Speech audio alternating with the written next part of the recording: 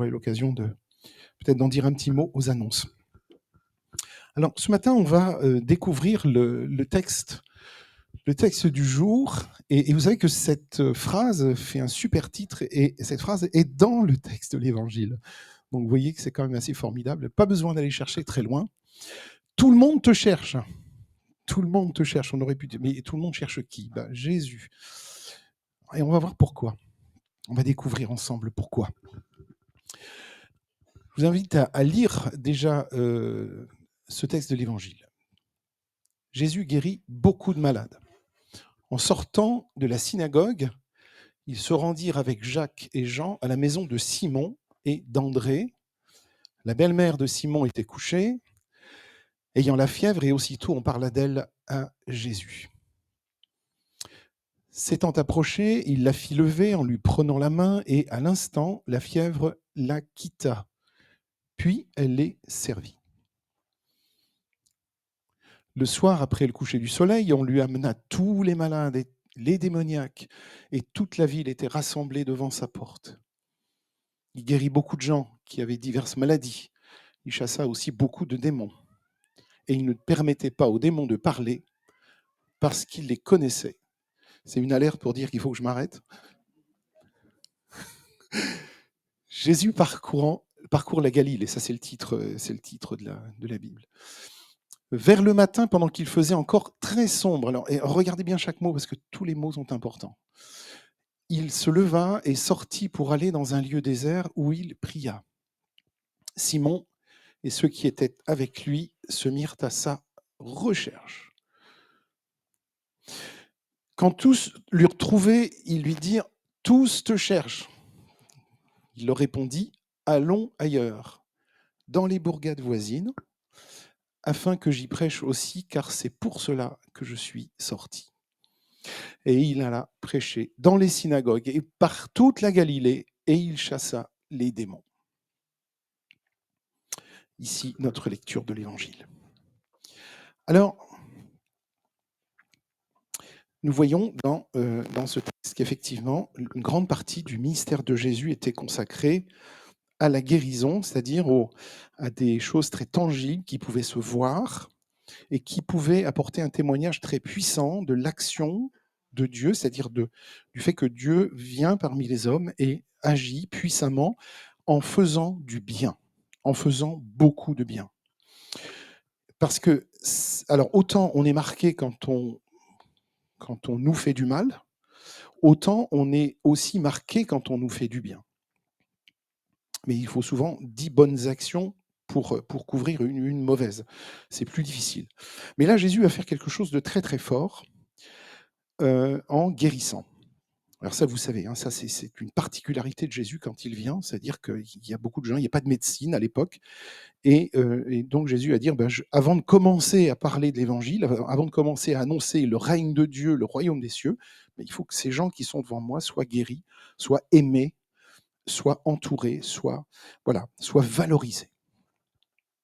C'est un gros travail de Jésus. Et donc, aujourd'hui, Jean-Yves l'a dit tout à l'heure, tout le monde cherche le bonheur. C'est quoi le bonheur?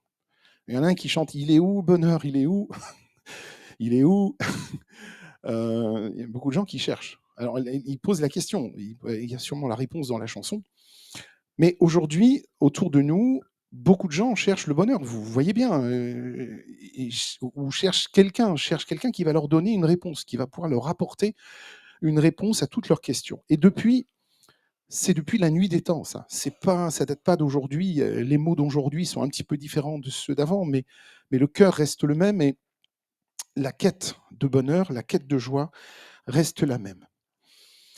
Et on voit bien que l'humain souffre de lassitude, de maladie, c'est-à-dire les choses qui se répètent jour après jour, dans une espèce de lassitude pesante, de maladie, de dépression. Et alors, il y a quelque chose de très, très intéressant, parce que je voulais vous dire aussi que dans la lecture du jour, dans les lectures proposées, c'est ce qui est très intéressant quand on prend les lectures du jour, c'est qu'on a des lectures parallèles qui vont nous aider à éclairer le texte qu'on veut mettre en lumière. On a 4 lectures d'ailleurs, et Jean-Yves a lu le psaume 147, et on a Job, chapitre 7. Et vous voyez que Job répond de façon, je trouve, magnifique.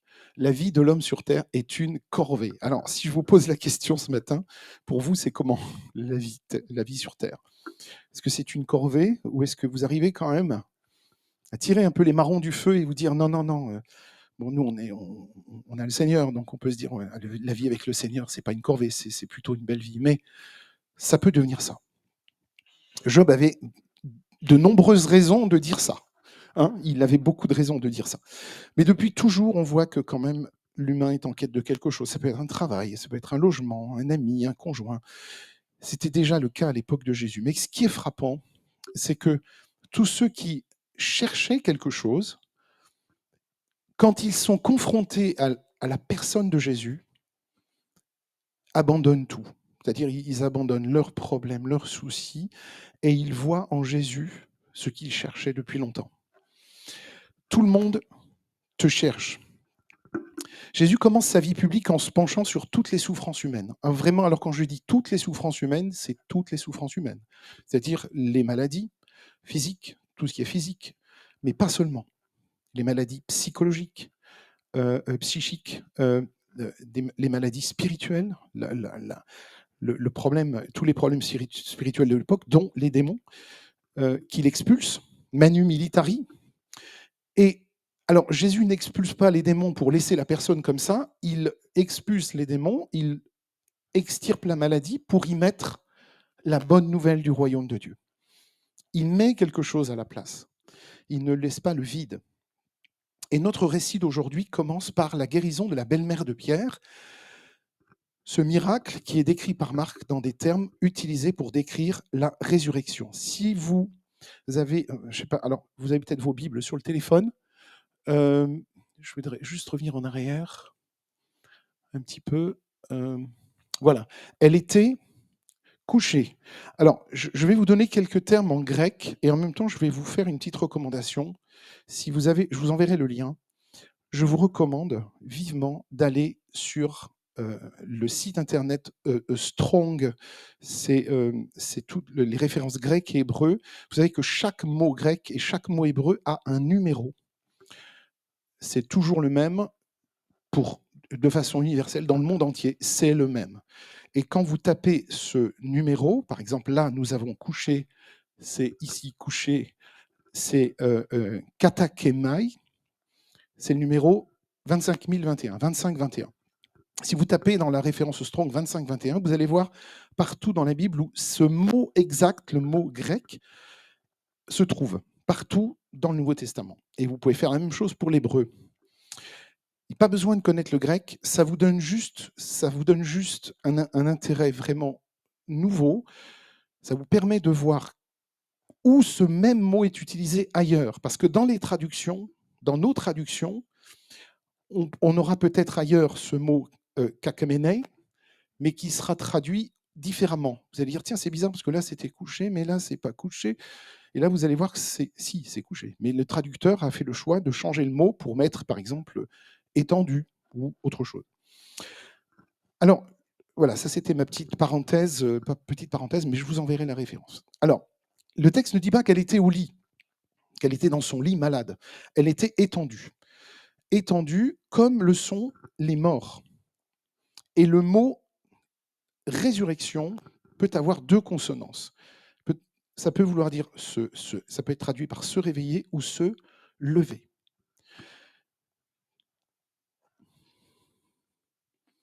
Regardez ce que nous dit Paul dans Éphésiens. Éveille-toi, toi qui dors. Éveille-toi de quoi?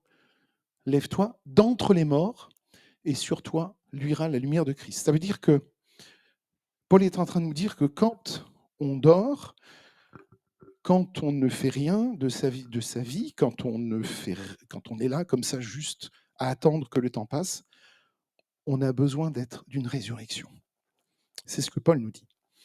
On a besoin d'être relevé.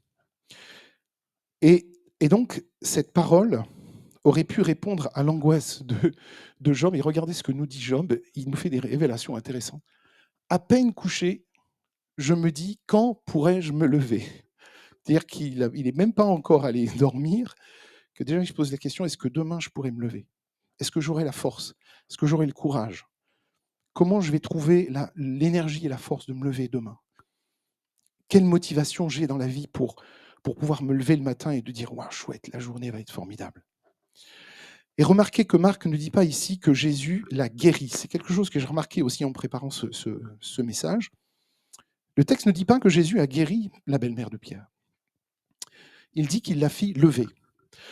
Cette expression faire lever est le verbe utilisé, faire lever ou se lever, est utilisé dans l'évangile pour ressusciter. Ressusciter. Ça veut dire, en fait, que Jésus a passé, il a franchi l'étape de la guérison. On aurait pu dire, bon, il pose sa main, il guérit cette femme, et ensuite il s'en va, et il passe à autre chose. Ça lui est arrivé de le faire. Non, là, il franchit, il va directement à la résurrection. C'est-à-dire que c'est comme si cette femme qui était morte ou en train de mourir, Jésus lui tend la main et la relève. Et cette action d'être relevé, c'est ressusciter. C'est le mot ressusciter. C'est le même mot utilisé pour Jésus. Chers amis, quand Jésus intervient dans l'existence de quelqu'un, c'est pour le faire passer de la mort à la vie. Vous savez que l'évangile, c'est un évangile de vie.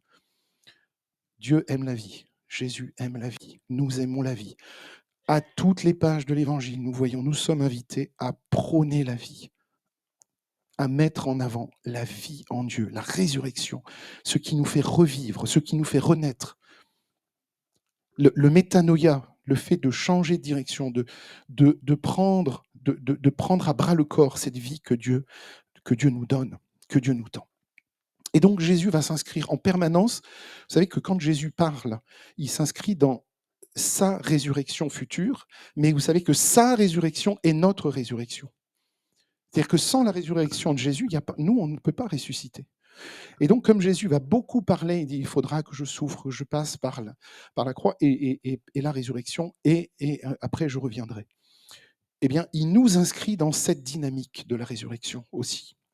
Et la résurrection ne désigne pas seulement le fait de survivre à notre propre mort. Si c'était déjà seulement ça, ce serait déjà formidable.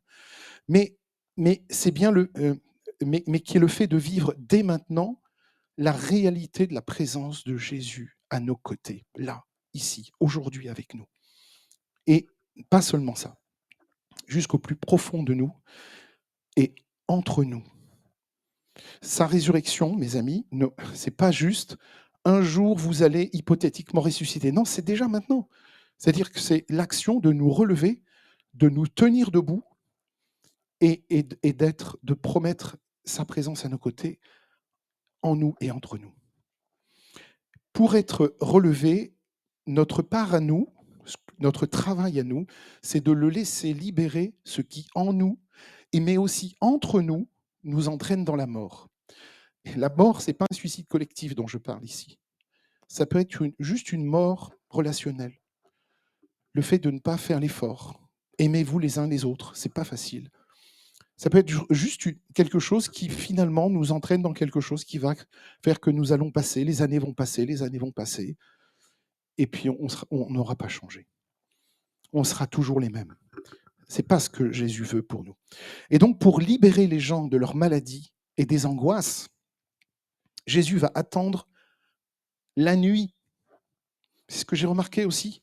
Il va attendre le coucher du soleil, le moment où nos pensées, le moment où nos angoisses jouent avec notre sommeil et nos angoisses jouent avec nos nerfs. Et vous savez qu'aujourd'hui, l'insomnie est un problème très grave. C'est un problème de santé publique, vraiment. Tout le monde s'y intéresse parce que c'est vraiment, vraiment sérieux. Regardez ce que Job nous dit. Le soir n'en finit pas. Je suis envahi de cauchemars jusqu'à l'aube. Est-ce que parfois, c'est pas un peu nous, ça? La nuit, c'est pas juste l'absence de jour. La nuit, c'est l'absence d'espérance. La nuit signifie l'incapacité que l'on a de voir la situation à venir. La nuit n'est pas seulement physique, elle est aussi spirituelle. Je vais juste raconter, il y a un écrivain qui me tient particulièrement à cœur. Il s'agit de Charles Dickens. Je voulais vous en parler parce que Charles Dickens a cher à mon cœur. Il a beaucoup souffert quand il était enfant. Je vais vous en dire un mot, mais je pense que c'est important qu'on parle de lui maintenant.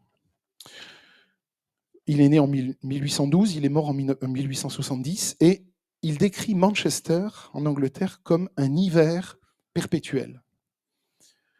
Il y en a qui sont allés à Manchester, ou pas loin, enfin en tout cas, bon. L'Angleterre victorienne, hein, c'était pas drôle, hein, franchement pas drôle. Il est 3 heures de l'après-midi, et déjà, il fait nuit. Aucun souffle ne parvient du large. Dans la rue, les bâtiments tremblent et résonnent tout le jour au rythme d'énormes pistons. Le travailleur regarde l'horloge, un peu là. Et j'apprécierais un grand verre d'eau si quelqu'un peut m'en apporter. Merci beaucoup. À l'âge de 10 ans, l'insouciance de Charles s'interrompt brutalement. Suite à une diminution de salaire endetté, la famille regagne Londres en quête de jours meilleurs. En 1822, Elizabeth Dickens, sa maman, entreprend d'ouvrir une école. Vous voyez, elle voulait faire le bien, elle voulait s'occuper des enfants qui étaient dans la rue. Mais le projet est un échec et la situation financière de la famille se dégrade encore un peu plus. Aucune aide. Ils n'ont reçu aucune aide. Du coup, merci beaucoup.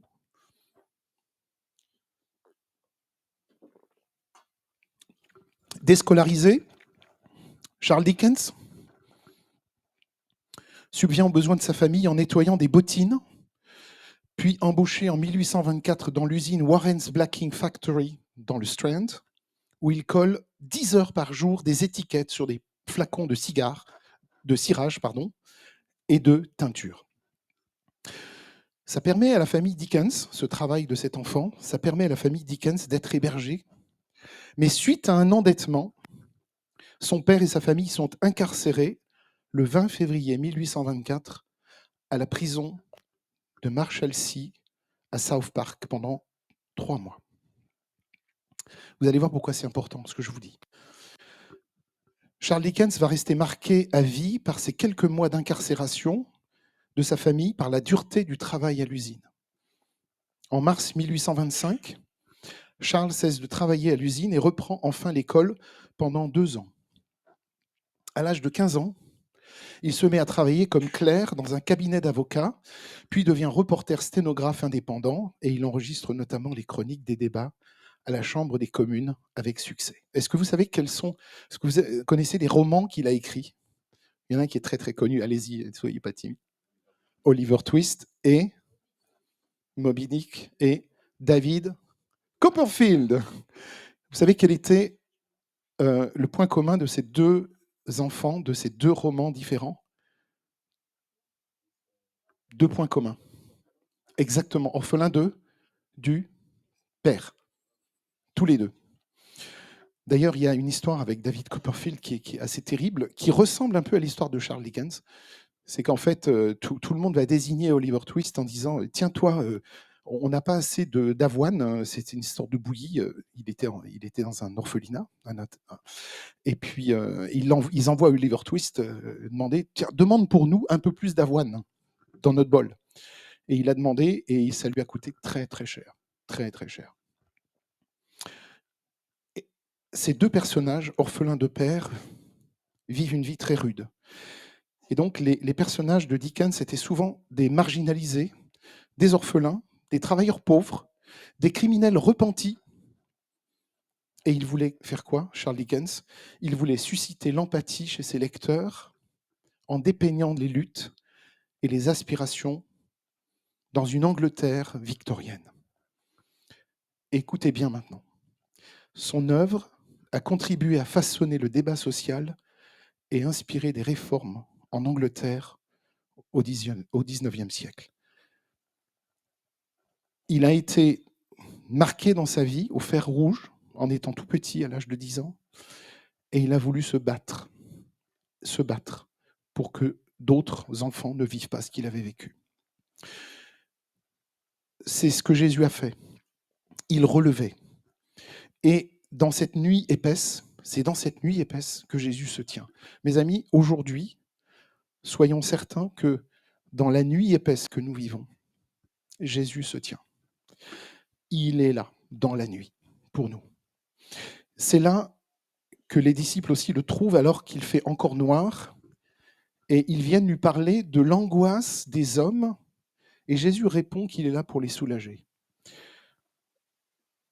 Pendant qu'il faisait encore très sombre, il se leva et sortit pour aller dans un lieu désert où il pria.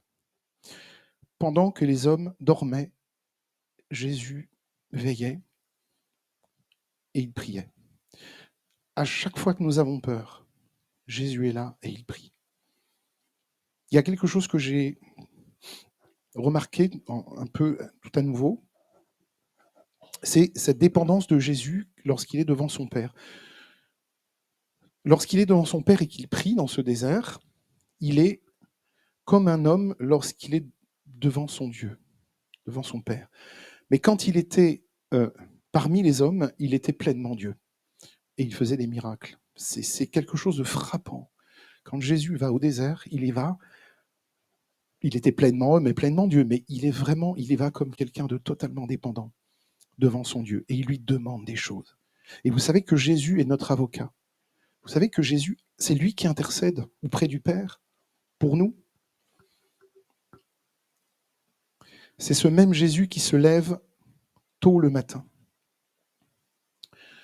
Ces deux expressions, se lève et tôt le matin, ce sont les mêmes mots utilisés pour le jour, pour parler de la résurrection de Jésus.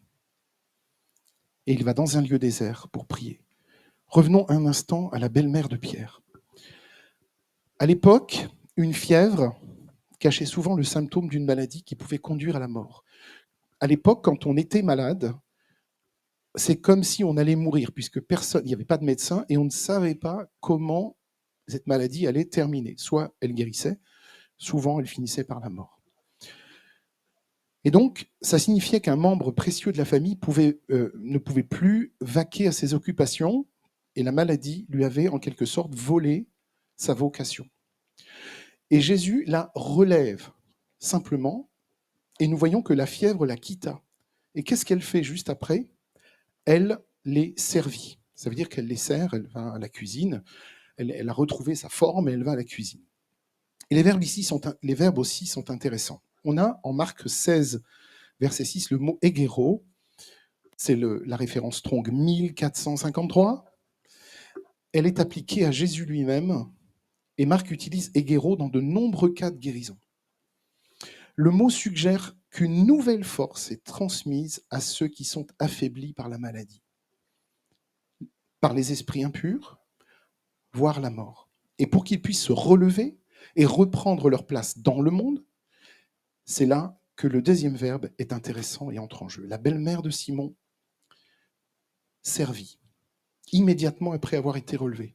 Ça veut dire qu'en fait, elle est relevée, sa maladie a disparu, mais elle veut tout de suite retourner à ce qu'elle faisait avant. Il n'y a pas de transition. Et donc le verbe servir ici est diakonéo. Vous connaissez ce mot indien.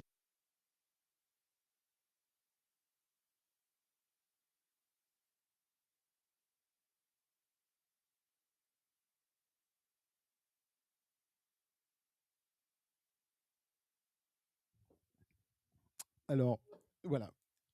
C'est servir qui caractérise aussi ses disciples. Et la belle-mère de Simon-Pierre est loin d'être l'exemple de cette femme dont la vie entière consiste à servir les hommes. Ce n'est pas du tout ça, ce qu'elle fait. Elle sert pour exprimer sa joie d'être à nouveau debout. Et du coup, la nouvelle se répand à la vitesse de l'éclair. Le soir, après le coucher du soleil, on lui amena tous les malades et tous les démoniaques. Vous imaginez un peu la scène? Et donc, est-ce que vous pensez que les anciens de l'époque, qui étaient confrontés à la maladie, pensaient que toutes les maladies étaient d'origine démoniaque? Non, pas du tout. Il y a d'ailleurs même des choses, des possessions qui étaient considérées comme possessions et qui étaient des maladies, et des maladies qui étaient considérées comme des possessions. Ce n'était pas aussi facile que ça. Et donc, il savait aussi bien que nous que les gens tombent malades pour toutes sortes de raisons. Le problème, c'est que la maladie avait un coût social très élevé. La belle-mère de Pierre est un excellent exemple. Et donc, sa vocation et son honneur, c'était d'exercer l'hospitalité envers ses invités dans sa maison. Et quand elle était coupée de ce rôle qu'elle avait, par une maladie, elle était aussi coupée de ce qui l'intégrait à son monde. C'est pour ça que quand on tombe malade, c'est pas juste le fait d'être, c'est pas la gravité de la maladie en elle-même seulement ça, c'est pas seulement ça, c'est aussi le fait que ce que nous étions avant n'est plus. Et c'est très difficile, c'est très difficile à vivre. Et c'est pour ça qu'on a besoin de cette restauration. On a, et parfois, si la maladie dure, on a besoin de retrouver quelque part une autre vie, une autre façon de fonctionner, et, de dire Seigneur, voilà, c'est comme ça. Maintenant, je suis différent, mais restaure-moi dans ce que je suis, et je suis toujours cette personne que tu aimes. Et donc, en la libérant de cette fièvre, eh bien, Jésus, ce qu'il a fait, c'est qu'il l'a restaurée dans son environnement social et dans sa vie, dans une vie valorisante. Donc, la guérison que Jésus donne, c'est une restauration à tous les niveaux, à tous les niveaux, pas seulement physique, mais elle est aussi psychique, spirituelle. C'est ce qu'on appelle en termes, dans le langage des ONG, une restauration holistique, c'est-à-dire qui prend en charge de façon globale la personne entière. Et c'est comme ça d'ailleurs que Dieu nous sauve. Hein. C'est comme ça que Dieu nous sauve. Il ne nous sauve pas juste, c'est pas juste notre âme, hein. C'est la personne qu'il sauve avec son corps, âme, esprit. Hein. Il nous sauve entièrement. Alors, le ministère de Jésus, ça implique cette restauration de ceux qui ont été coupés de leur communauté jusqu'à retrouver un rôle dans la communauté, là où ils étaient avant. Et ceux qui ont été gravement malades se souviennent justement de la joie d'être simplement de retour à la maison. Juste ça, de pouvoir rentrer à la maison. Et d'ailleurs, quand on est à l'hôpital, on se dit, la première question qu'on se pose, c'est de se dire, quand est-ce que je vais rentrer chez moi? On demande aux infirmières, on demande aux médecins, docteur, quand est-ce que je vais rentrer chez moi? Et je veux rentrer parmi ceux qui m'aiment et parmi ceux que j'aime. Alors, ma conclusion maintenant. Dans Marc 1,15, Jésus annonce que le règne de Dieu est proche. Repentez-vous et croyez à la bonne nouvelle. Croyez à la bonne nouvelle. C'est une bonne nouvelle. La délivrance de l'homme possédé et la guérison de la belle-mère de Pierre, on voyait ça dans tout le chapitre 1 de Marc, montre à quel point la proclamation du règne de Dieu par Jésus est une bonne nouvelle. Était une bonne nouvelle à l'époque. D'ailleurs, je pense que quand Jésus est arrivé, avant ça, il n'y avait pas eu beaucoup de bonnes nouvelles. Hein. C'était beaucoup de guerres, beaucoup de choses terribles. Quand Jésus est arrivé, il a commencé à annoncer le règne de Dieu en disant « Le royaume de Dieu est une bonne nouvelle. Le royaume des cieux consiste en guérison, restauration et bonne nouvelle. » Et donc, le règne de Dieu consiste à chasser les démons, à guérir les malades, ce qui implique la restauration de ceux qui sont opprimés, oppressés dans la vie, à un rôle complet, à une restauration complète dans leur environnement, dans le monde dans lequel ils ont grandi, dans le monde qu'ils ont connu. Et quelque chose de très important quand vous annoncez l'Évangile. Si quelqu'un vous pose la question, donne-moi, toi qui es chrétien, une seule bonne raison de croire que ton Dieu est le vrai Dieu. Alors vous allez commencer à parler des étoiles, des planètes, de la terre merveilleuse, de la nature. Vous allez commencer à faire ça. Mais sauf que tout le monde fait ça. C'est pas comme ça qu'il faut annoncer. C'est pas comme ça qu'il faut dire comment vous êtes convaincu. Si vous avez une seule bonne raison, c'est de raconter les œuvres du Seigneur, c'est-à-dire qu'il vient pour annoncer une bonne nouvelle, pour guérir, pour sauver, pour bénir, et qui ne vient pas par la peur pour convaincre, il vient par l'amour. Et c'est cet amour qu'il a qui va convaincre, qui va faire fléchir le genou devant lui en disant « Je sais, c'est toi Seigneur, c'est toi que je veux ». Alors, le royaume de Dieu consiste en ça. Jésus a pris soin des brebis sans berger, et les cœurs se sont ouverts. Beaucoup ont imaginé d'ailleurs que le règne de Dieu viendrait comme un règne de terreur. Vous imaginez qu'à l'époque, ceux qui attendaient le Messie disaient on veut un Messie qui va bouter les Romains hors d'Israël. Est-ce que c'était ça? Et Jésus n'est pas venu comme quelqu'un comme ça. Il n'était pas comme ça. C'était pas ça qu'il voulait faire. C'est pour ça qu'il a été rejeté. Oui, parce que les gens disent tu viens comme Messie, mais tu nous laisses sous le joug des Romains. Ça ne nous intéresse pas. Nous, ce qu'on veut, c'est être libérés de ça. Mais Jésus ne voulait pas les libérer de ça. Il voulait les libérer leur cœur. Il voulait les sauver. Il voulait les guérir. Il voulait les relever. Et donc, l'humanité qui a souvent souffert à cause de puissants rois qui maltraitaient injustement leur sujet. Et là, la question se posait, est-ce que Dieu est-il comme ça? Est-ce que ce sera la punition? Est-ce que ce sera la brutalité pour ceux qui ne suivent pas Jésus? Non, justement. C'est tout le contraire. Jésus montre encore et encore que le Père l'envoie pour restaurer, pour sauver. Et le pouvoir du Seigneur est suffisant pour le faire. Quand il l'eut retrouvé, je vous relis le verset 37 et 38, quand il l'eut retrouvé, ils lui dirent « Tous te cherchent ». Alors si vous rencontrez quelqu'un qui cherche quelque chose, ou quelqu'un, ou qui cherche un Dieu, dites-lui juste je veux te parler du projet de Jésus pour toi et du projet de Jésus pour ce monde. Oui, je sais qu'il a créé les cieux, je sais qu'il a créé les cieux et la terre, mais il y a plein de religions qui en parlent de ça. Le dieu Brahma, il a créé aussi, il avait 4 bras, mais il a aussi créé la terre. C'est pas ça qu'on veut dire. Ce qu'on veut dire, c'est ce qui nous intéresse, c'est savoir comment Jésus va me transformer ma vie. Comment Jésus va me faire passer d'un état d'angoisse à un état de joie, de félicité, parce que j'ai trouvé ce Jésus et qu'il a fait tout ça pour moi. Alors, il y a quelque chose de curieux qui clôt un peu ce texte, qui est drôle, qui est étonnant, curieux. C'est que les disciples viennent, il est là en train de prier, puis ils viennent le voir. Il dit Jésus, Jésus, il y a plein de gens qui t'attendent. Et qu'est-ce qu'il fait? Il répond allons ailleurs. Allons ailleurs. Ça s'appelle un vent. Vous connaissez ça? Ça s'appelle un vent. Et donc, mais il ne va pas ailleurs pour aller se promener ou faire des emplettes ou aller au cinéma. De toute façon, il n'y en avait pas à l'époque, donc ça résout le problème. Il dit allons ailleurs dans les bourgades voisines afin que j'y prêche aussi. Ça veut dire qu'il n'est pas encore à la retraite. Il n'a pas encore fini. C'est pour ça que je suis sorti. C'est pour aller prêcher là, et là-bas, et là-bas. Parce qu'il y a encore des gens qui attendent. Donc si je reste trop longtemps ici, ceux qui sont là-bas, ils ne vont pas pouvoir entendre la bonne nouvelle. Alors je vais là-bas. Et donc, qu'est-ce qu'il a fait? Il alla prêcher dans les synagogues. Il fallait être courageux. Je vous assure, prêcher dans les synagogues à l'époque, pour Jésus, il fallait être courageux. Par toute la Galilée, et il chassa les démons. Et la fin de notre passage est surprenante, où l'on voit que Jésus semble rejeter un appel à guérir, rejeter un appel à faire du bien. Mais en fait, non, c'est l'inverse, c'est qu'il veut proclamer la bonne nouvelle ailleurs. Et donc, ce message qu'il est venu donner pour délivrer ceux qui sont emprisonnés dans l'angoisse et dans la peur.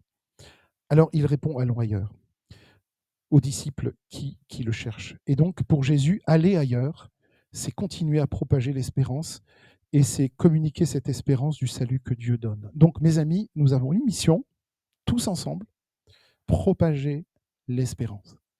Propager l'espérance. Je vous invite à prier. Seigneur, je te bénis ce matin. Je te bénis parce que dans ton évangile, dans tout ce que tu